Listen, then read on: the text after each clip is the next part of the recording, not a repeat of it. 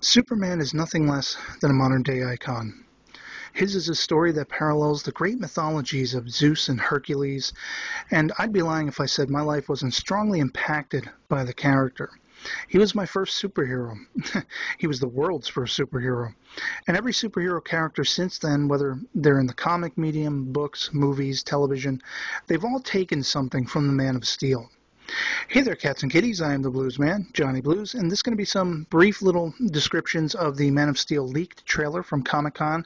Now, as of the time of this recording, I am made to understand that Warner Brothers has basically said a worldwide release of the trailer officially will take place on July 20th, but for now I'm just going to be going with the leaked footage. I've seen two versions of this, one from very far away and one from close up, but very blurry, so I'm not going to get too much into the visual aspects. I will say we do see the Kent farm, we see some action sequences, some flying through the clouds, and some of the characters in the film. The thing that made the largest impression on me was the scoring for the trailer, as well as the dialogue. Now, we get a lot of dialogue coming from Jonathan Kent, as portrayed by Kevin Costner, Russell Crowe's Jor-El, and of course Henry Cavill as the man himself, Superman, aka Clark Kent.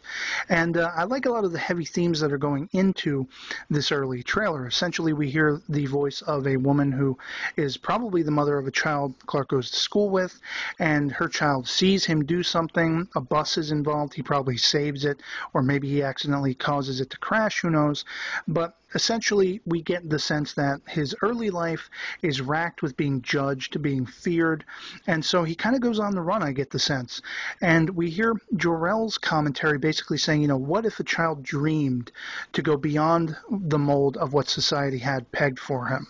And this is something that just drove home to me, because everybody can relate to somebody in their life telling them the way they should be living it, and the dreams they want to pursue may conflict.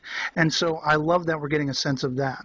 And more so toward the end, I love that we hear from the man himself a sort of, a question that I don't think just fits within the confines of the film itself, but perhaps the fandom at large, or the world at large, and that is essentially to ask, is the world ready for me? Is the world ready for a new Superman? That kind of thing.